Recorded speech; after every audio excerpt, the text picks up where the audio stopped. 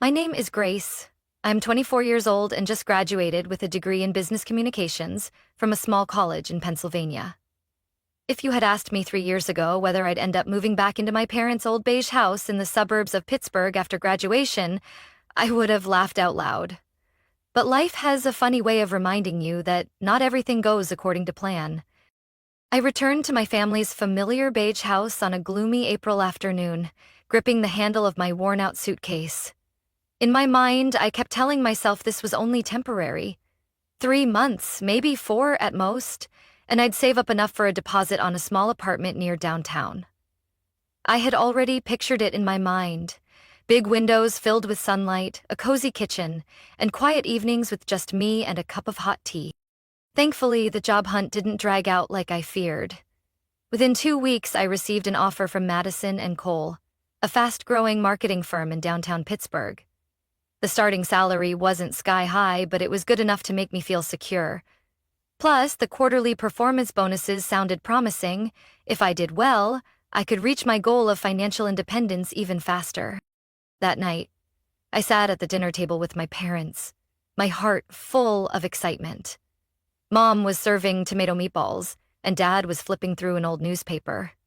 I couldn't hold it in any longer, so I announced happily, "I got the job at Madison & Cole.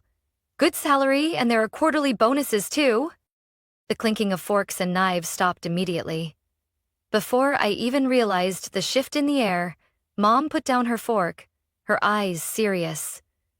"Are you planning to move out?" she asked, her voice calm but cold. I froze, the smile fading from my lips. "Yeah? Probably in 3 or 4 months. I want to save a little more first and then rent my own place." My parents exchanged a look, that all too familiar look that never meant anything good. Dad cleared his throat and started the same old speech. "Grace, your mother can only work part-time at the library because of her bad back, and me," he hesitated. "There are rumors about layoffs at the plant." Mom chimed in, her voice dropping as if she were sharing something tragic. "We really need your help with the household expenses.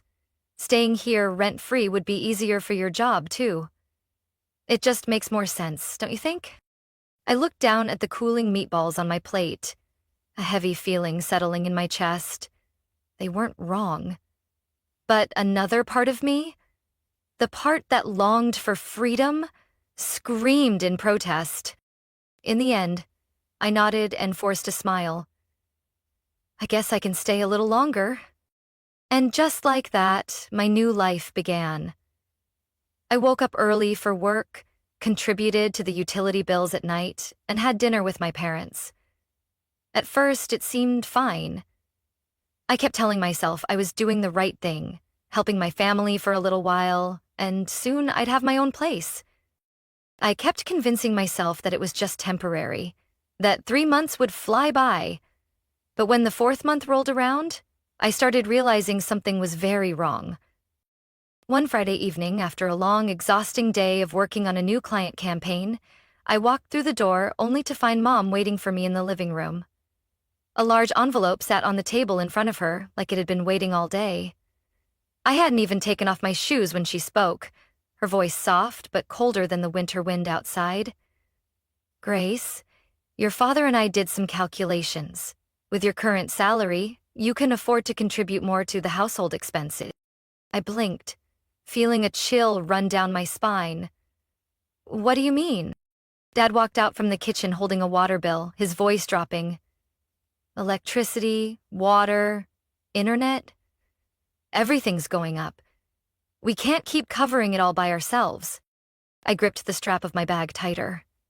So, the no-rent promise had been just sweet talk in the beginning. Now that I was getting settled in my job, they had everything lined up to make me pay more. "I already buy groceries every week," I said, trying to stay calm. "And I've been paying the electric bill since last month, too." Mom shook her head, giving me a sad little smile. "That's just a small part, Grace. At this point, we really need you to contribute a fixed amount every month. Think of it as sharing the family responsibility." I tightened my grip on my bag, my heart sinking. Every time I thought I was making progress, it felt like another invisible chain pulled me back. I only plan to stay for a few months, I reminded them, my voice cracking. I'm saving to move out. Dad crossed his arms, his expression hardening. Saving is good, but family is family. You can't turn your back when we need you. The phrase, family is family, echoed in my head like a sad, endless song. I nodded quietly, too drained to argue, and hurried upstairs, swallowing the lump in my throat. The days that followed felt like living under a thin layer of pressure seeping into everything. Dinner wasn't light conversations anymore.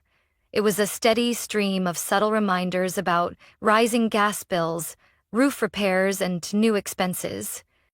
"This winter's really harsh," Mom would comment while holding the heating bill. "If someone could chip in a little more, it would make things so much easier." I ate my cold soup in silence, bitterness rising inside me. One Saturday afternoon, while I was at my desk working on Madison and Cole's quarterly report, Mom knocked and entered with a stack of family health insurance papers. She smiled sweetly, but her words were razor-sharp. "Grace, we were thinking you could help with a small part of the insurance premiums. You know, health is everything." I looked up at her like I was seeing a stranger. "Mom, I don't even have my own insurance yet." "You're young and healthy, you'll be fine," she cut me off, her voice breezy as if me carrying the entire family was perfectly natural. That night, lying in my old room, listening to the wind howl outside, I wondered when exactly I had turned into the family's walking wallet. My original plan, save for 3 months and move out, now felt as fragile as smoke, easily blown away by guilt trips, suggestive glances, and sharp words disguised as concern. I realized that if I stayed in this house, I would never be allowed to leave. I closed my eyes, the weight of an unformed decision heavy in my chest.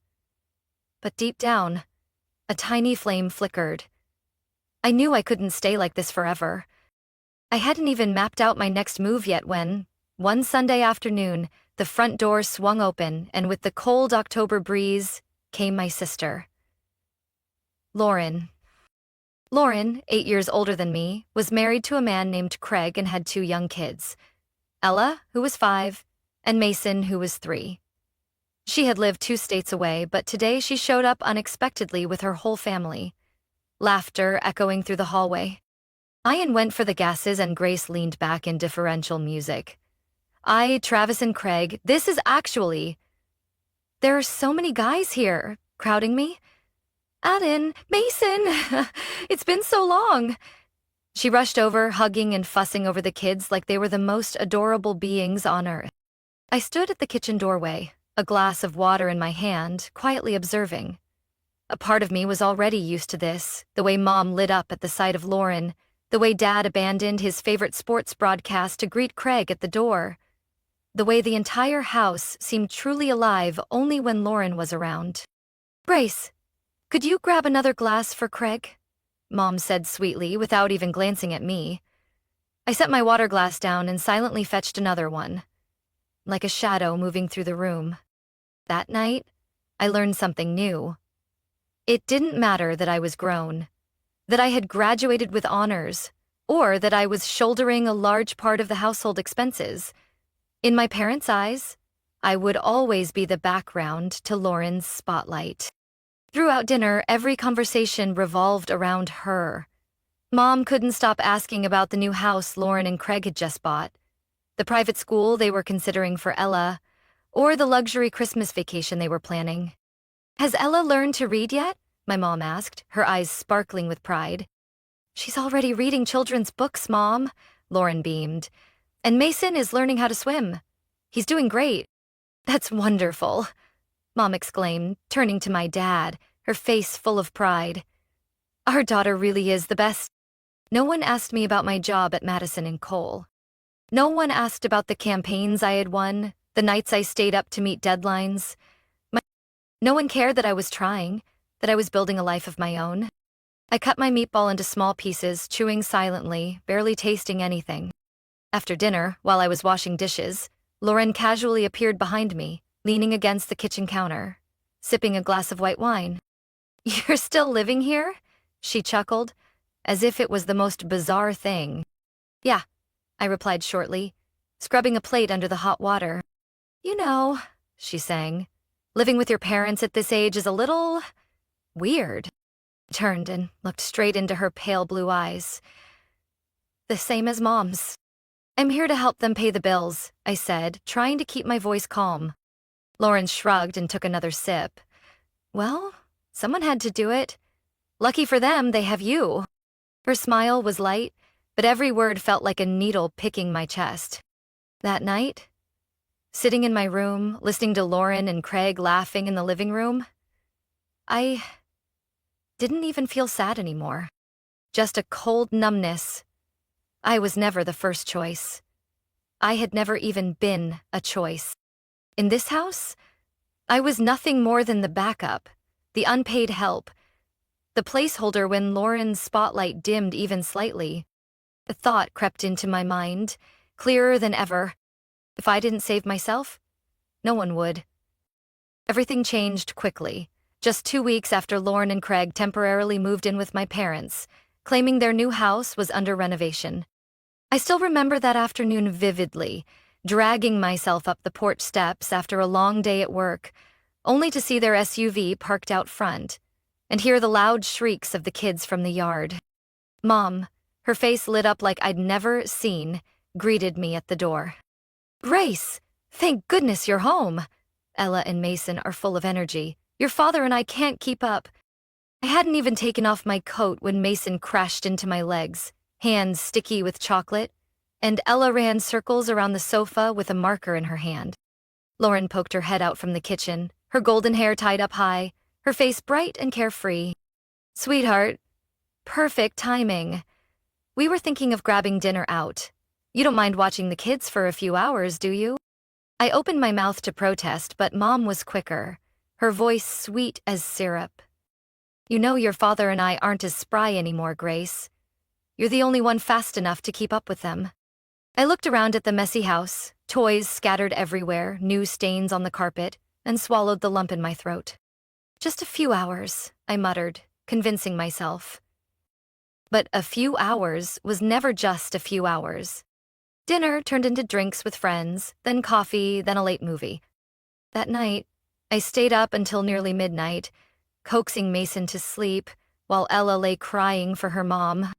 The next day, when I tried to sit down with my parents to share how overwhelmed I felt, all I got were dismissive looks. "My back was killing me all night," Dad groaned, rubbing his hip. "I can't chase after the little ones anymore." Mom sighed sympathetically, mostly for herself. "And I had a headache all morning. Grace, only someone young and strong like you can handle them." And so, an unspoken agreement was made. Grace was the default babysitter. I worked from 8 to 5, came home exhausted, and immediately became the unpaid nanny. On weekends, when my friends went on trips, attended festivals, or simply slept in, I juggled Mason's meals, Ella's coloring sessions, cleaning up the house before my parents' unannounced gatherings. Once, I dared to ask for a weekend off, only to be met with a stunned look, as if I had just committed a grave offense. "You can't just think about yourself, Grace," Mom said, her voice heavy with guilt. "Lauren and Craig need some time together. The kids are little. Who else will care for them if not you?" I stayed silent. In this house, every argument revolved around one thing: everyone else's needs. Mine simply didn't exist. Worse yet, Lauren began to treat my presence as a given. Every time I walked through the door after work, she was there, waving a list of tasks: feed Mason, help Ella with preschool assignments, fold laundry, clean up toys. "We've got date night," Lauren said once, applying lipstick in front of the living room mirror while I bounced a crying Mason on my hip. "Someday, you'll get it. This is good real-world experience for you." I clenched my jaw, feeling like I was being shackled to a life that wasn't mine. Every day, I felt myself sinking further, losing little pieces of myself. And deep down, a voice kept growing louder. "It's time to change, Grace. If you don't stand up, no one will." The news came on a cold Tuesday evening as I walked through the door. Lauren sat at the kitchen table, clutching her phone, her face tense. Craig was pacing the living room, his hands running through his messy brown hair. Before I could ask what was happening, Mom appeared, her voice choked as if she had just been hit with a blow. "Grace, we need to talk." I unwrapped my scarf, my stomach dropping. "Craig just got notice," Mom said quickly, wringing her hands. "His company went bankrupt. Lauren's family lost their main income." I looked at Lauren. She sat with her head bowed, her shoulders shaking slightly, one hand covering her face. I knew she was my sister, but I couldn't stop the unease curling inside me. So what's the plan now?" I asked, trying to keep my voice steady. Mom glanced at Dad, then back at me, her eyes full of desperate hope. "We're thinking they should move in here, just temporarily, until they get back on their feet." I froze. Our 4-bedroom house already felt cramped. And now 4 more people? And the non-stop chaos of 2 small children? "What about my room?" I asked, my throat tightening. Mom didn't answer right away. Dad cleared his throat and said, "We've discussed it. Ella and Mason need a safe space to play and feel secure. We think you should give up your room." I swallowed hard. "And me?" "You can move into the storage room," Mom said quickly, as if saying it fast would make it sound less insane. "Just for a little while, Grace. You're young. You'll adjust." I bit my lip so hard I tasted blood. The storage room? That tiny space, barely big enough for a twin bed and a tiny desk? The place that had always been piled high with old Christmas decorations and boxes of newspapers Dad couldn't throw away? I wanted to scream. I wanted to ask why my needs were always the first to be sacrificed. But instead, I just nodded stiffly and went upstairs, feeling like someone had snatched away my life yet again. That weekend, I cleaned out the storage room. Every time I hauled another box away, a part of me went numb. My bedroom, my sanctuary for years, was repainted in soft pastels, carpeted, and filled with toys. The day Lauren and Craig officially moved in, the house turned into a chaotic beehive. Ella and Mason ran wild, shouting through the hallways. Lauren directed the furniture like a queen orchestrating her court, while Craig fumbled with Mason's crib in the dining room. Mom couldn't stop gushing over the kids. Dad brewed coffee for Craig like he was some kind of honored guest. And me? I vanished into my new room, struggling to hold back the sighs as I rebuilt my flimsy twin bed. That night, after things calmed down, I went to the kitchen, looking for something to eat. There was a plate of cold cookies on the table, and the living room echoed with the sounds of a cartoon Ella was watching. Mom caught sight of me and said quickly, "Grace, can you watch Ella and Mason tomorrow? Lauren and Craig have some paperwork to take care of." I froze. "I have work," I reminded her, my voice raspy. "Just in the evening," she said, already clearing plates. "Just a few hours. You're young, you can handle it." I barely remember how I made it back to my tiny room that night. All I know is that as I lay there, listening to Ella's laughter, Craig's loud phone conversations, and Mom softly reassuring Lauren that everything will be okay, I realized I had nothing left but this cramped space and a loneliness that seemed to fill every breath. It didn't take long to understand that Lauren and Craig moving in was just the beginning of a real nightmare. My days now started with Mason's screaming at 6 a.m. Ella pounded on my door every chance she got. I hadn't even opened my eyes before the house thundered with footsteps, clattering toys and blaring cartoons. Hiding in my tiny room before work barely bought me 10 minutes of peace. Mason would often sneak in, smearing crayon marks or cookie crumbs all over my paperwork. Once, I spent an entire night scraping crayon stains off a client contract due the next morning. Lauren and Craig lived like they were on vacation. Lauren spent most of her time scrolling through social media or chatting with friends. Craig parked himself at the kitchen table, claiming to job hunt, but mostly playing games. My parents? They were thrilled with the chaos. Whenever I mentioned the noise or the mess, Mom would chuckle. "They're just kids. Let them be free." Dad would nod along, like the noise and disorder were proof of a happy family. After work, I dragged myself home, only to be thrown into the same endless cycle. Babysitting, cooking, cleaning. Dinner became a frantic juggle. Cutting Mason's food, mopping up Ella's spilled juice, forcing down my own cold leftovers. Or still, the bills started skyrocketing. The first time I looked at the new electric bill, I had to reread it 3 times. It was nearly double what it had been, and it all fell on me, because Lauren and Craig weren't financially stable, and my parents lived on limited pensions.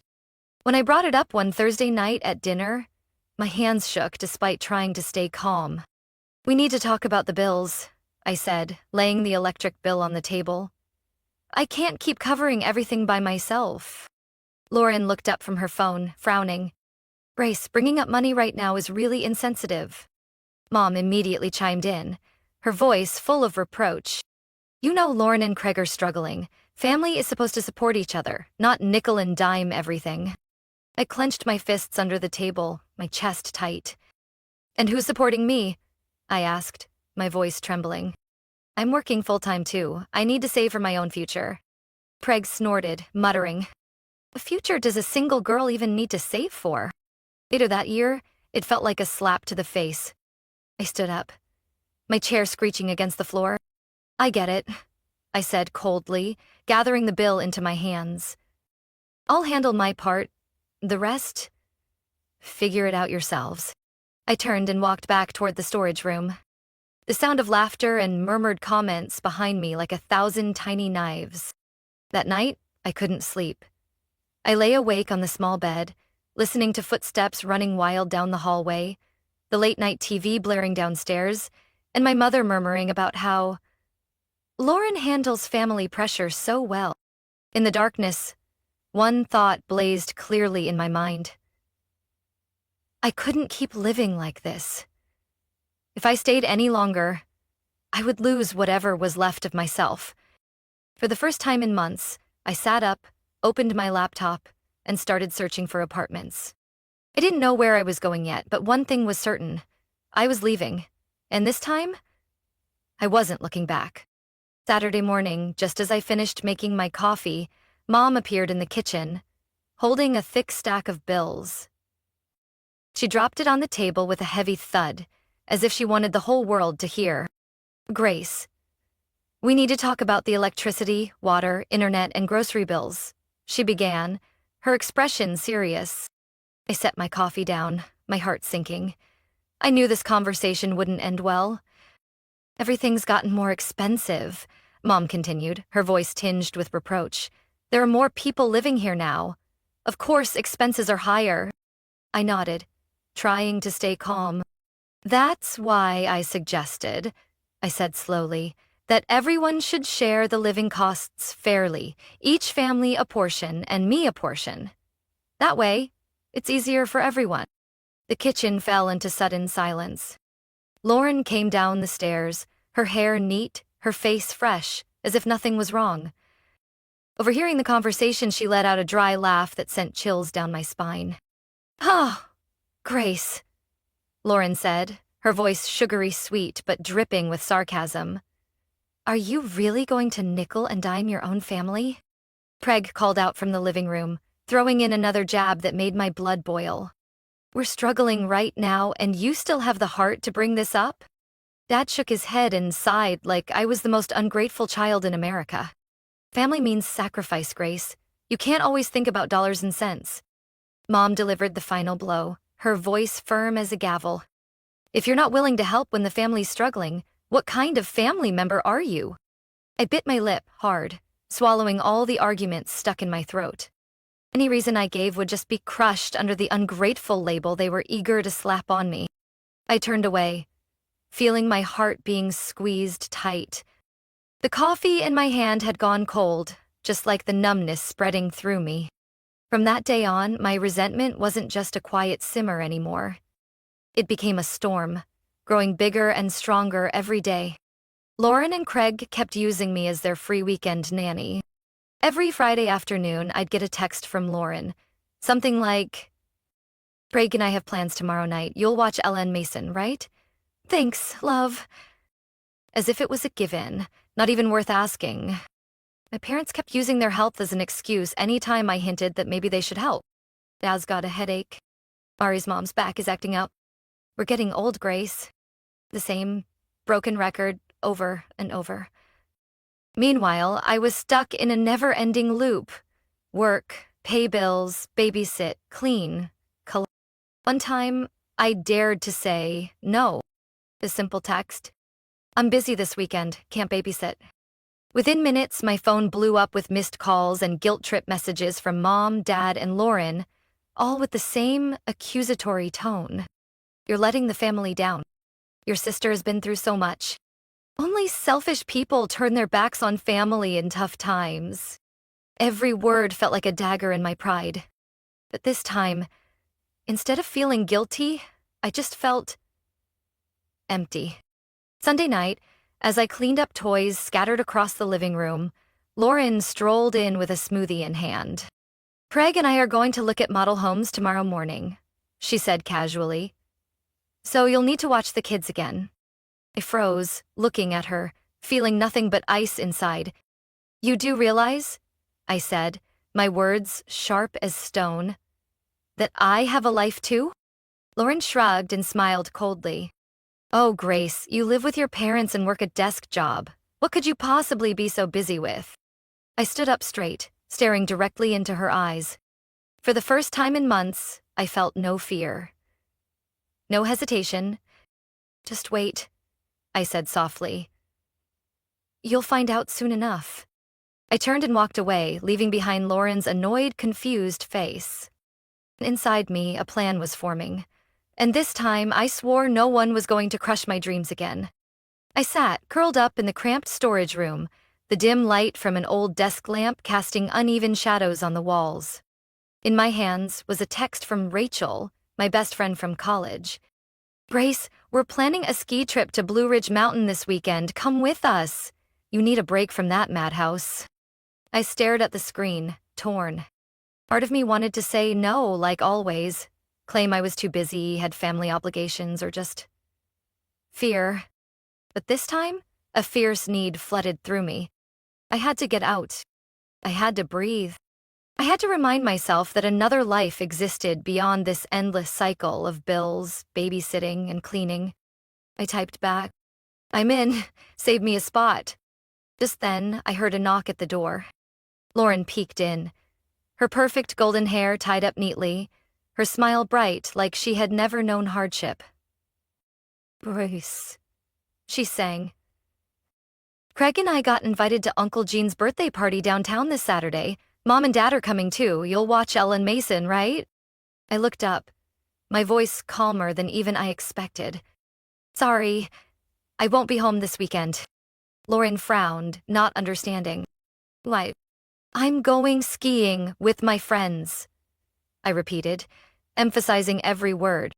The air in the room seemed to freeze. "You're kidding," Lauren barked a sharp laugh. "Grace, this is a family thing." "No, I'm not kidding," I said, standing up, feeling a new strength rush through me. "I have a right to live my own life. I'm not your free babysitter anymore." Within minutes, shouting echoed downstairs. "Craig, Mom, Dad," all chiming in, a chaotic choir of outrage. "You're abandoning your family for a ski trip, Grace?" Mom shrieked. "I can't believe how irresponsible you're being," Dad growled. "We trusted you, and you betrayed that trust," Craig chimed in, as if he had the most right to speak. With her squeezed, Lauren pointed her finger straight at me, her voice shaking with anger. "If you walk out of this house this weekend, don't ever come back." Her words hit me like a hammer to the chest, but instead of collapsing like they expected, I simply smiled, the first truly free smile I had in months. "Don't worry," I said coldly. "I'm leaving, and I have no intention of coming back." They stood frozen. as if they couldn't believe what they just heard. But I didn't give them a chance to react. I turned, went upstairs, and started packing. Not much, just a few sets of clothes, my laptop, personal documents. The rest, I was ready to leave behind without a second thought. I heard my mother's wailing from downstairs, my father shouting, Lauren's furious voice, all swirling together like a storm behind me. But I didn't look back. Not once. Just a few hours later, I was behind the wheel of my old car, driving straight out of the street I had grown up on, leaving behind the suffocating walls and the people who only knew how to demand but never how to understand. That night, I slept on Rachel's small couch, in a cozy apartment filled with laughter. For the first time in a very long time, I could breathe air that wasn't heavy with resentment or expectations. The next morning, I woke up on Rachel's couch, weak winter sunlight filtering through the curtains. In my mind was a strange sense of relief, a feeling I had forgotten for months. Rachel handed me a hot cup of coffee. "Grace, are you sure?" she asked, her eyes full of worry and pride. I smiled, more certain than ever. "I'm sure." That very afternoon, I went back to the old house, not to apologize, not to negotiate, but to end it all. The whole family seemed to be waiting. Mom sat in the living room, her face cold as ice. Dad had his arms crossed, disappointment plain on his face. Lauren stood next to Craig, lips pressed tight, while the kids played with toys on the floor, blissfully unaware of the storm about to hit. I took a deep breath and stepped into the center of the room. "I'm here to pick up the rest of my things," I said calmly. "And to let you know, starting today, I no longer live here. I'm not paying any more living expenses either." The air grew thick, as if the room had been drained of oxygen. Mom jumped up, her face pale. "Lee, Grace, you can't do this. Families don't abandon each other." I looked straight into her eyes, unblinking. "No, Mom. Real families don't exploit each other like this." Dad slammed his hand on the armrest, his voice booming. "You're only thinking about yourself." I swallowed the anger rising inside me and replied with a strange calmness. "I've been thinking about everyone else for years. Now it's time to think about myself." Lauren scoffed, crossing her arms. "Wait until you need help. Don't expect any of us to be there for you." I turned to her, the smile on my lips free of bitterness. I don't need a family that only knows how to demand but never once asks if I'm okay. No one said a word as I quietly went upstairs and gathered the last of my belongings. One small suitcase, a few favorite books, my laptop, and my favorite coat. That was it. Everything else, the half-hearted gifts, the bitter memories, I left behind without regret.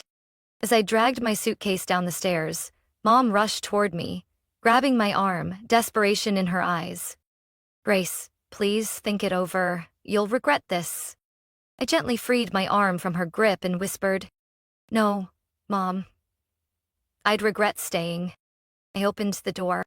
The biting January air slapped my face, waking every nerve in my body.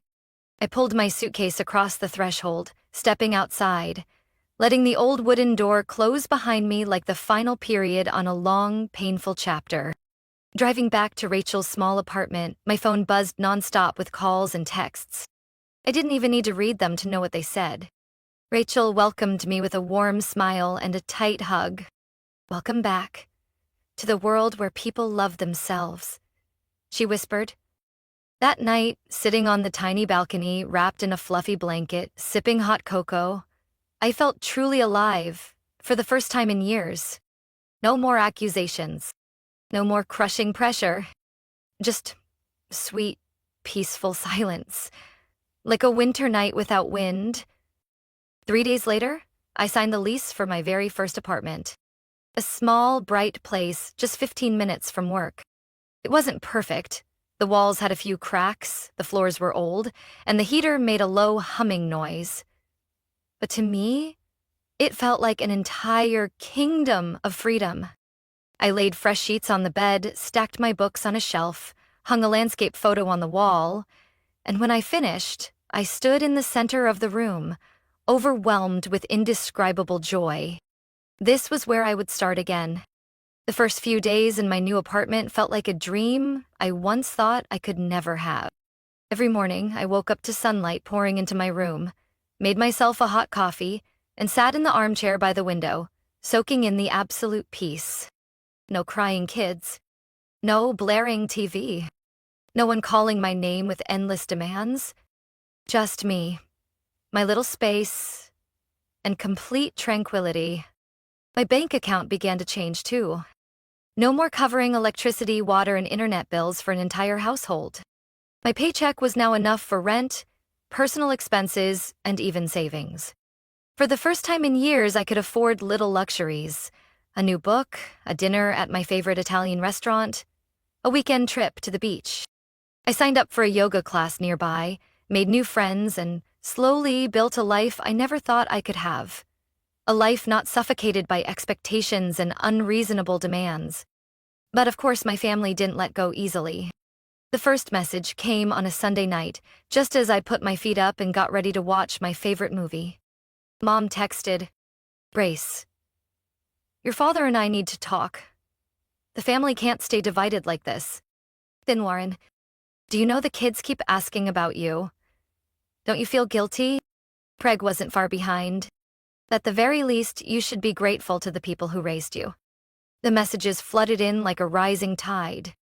When I didn't respond, the calls started. First Mom, then Dad, then Lauren, each taking turns.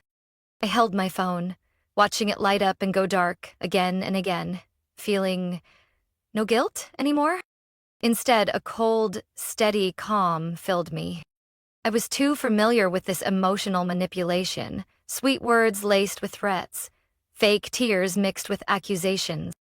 I took a deep breath, then one by one, I blocked every number. Mom, what? Dad, Lauren, Craig.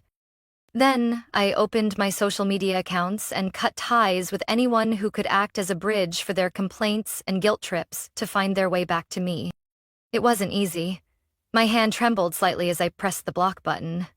But once it was done, I sank into the chair, feeling as if I had just taken off a heavy suit of armor that had clung to me for years. The next morning, I woke up with a strange sense of relief. The phone was silent. No more demanding texts. No more guilt-tripping calls. I sat by the window, sipping my coffee, watching the bare trees on the street. A small smile spread across my lips. I had chosen myself, and I didn't regret it. That afternoon, after work, I stopped by a small bookstore on my way home. I bought a new notebook, soft blue leather cover, and a beautifully crafted fountain pen. That night, I sat at my desk, opened to the first page, and wrote. My new chapter begins here. I knew there would be lonely moments. There would be nights when doubt or longing crept in. But I also knew that whatever came, I would face it with a free heart. My new life gradually grew more stable day by day, and I began to learn how to listen to myself instead of the voices of others. Each morning, as sunlight streamed through the window, my heart filled with hope.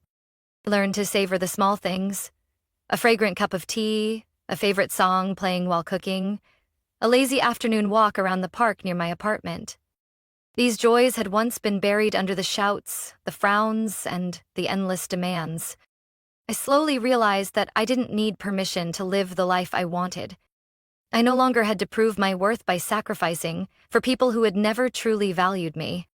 I thought back to the years I spent pushing myself, working overtime to pay bills, sacrificing precious weekends to babysit, carrying responsibilities that were never mine to begin with.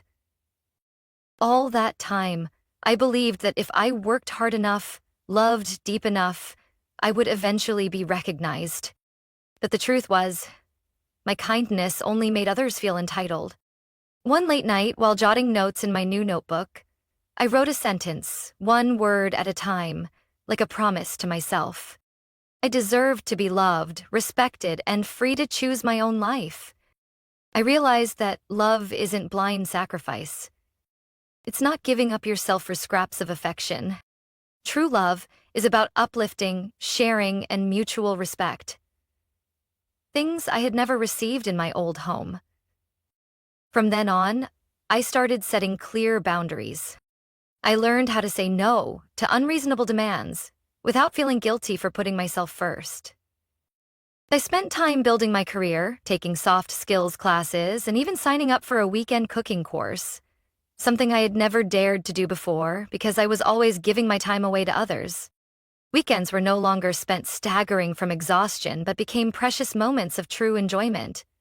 Short road trips, coffee dates with friends, cozy evenings reading under the warm glow of a lamp. I reconnected with old friends, the ones I had forgotten while caught up in my family's chaos. Genuine friendships, unjudged conversations, bursts of carefree laughter. They were like medicine reviving my spirit. One spring afternoon, sitting in my favorite little cafe, I realized I no longer felt any need to go back. No more longing for approval. No more waiting for an apology or a reconciliatory hug. I had found peace within myself. My family still occasionally tried to reach out, but this time I didn't feel pulled back into the old cycle of guilt and duty. I could smile calmly at their attempts, because I knew I had stepped out of that shadow for good. I chose my life, a life that was free, full, and overflowing with love. Love for myself first. My story is a powerful reminder that everyone deserves to live their own life, not to be a shadow in someone else's. When I found the courage to let go of burdens that weren't mine, I finally experienced true freedom and happiness. Life was no longer about silent sacrifices, but about building my own value and dreams. Sometimes, to find the light, you have to be brave enough to leave even the most familiar places behind. And I did it. What do you think about Grace's journey? Was she right to walk away and reclaim herself? Share your thoughts in the comments. Don't forget to follow the channel for more heartfelt and inspiring family stories.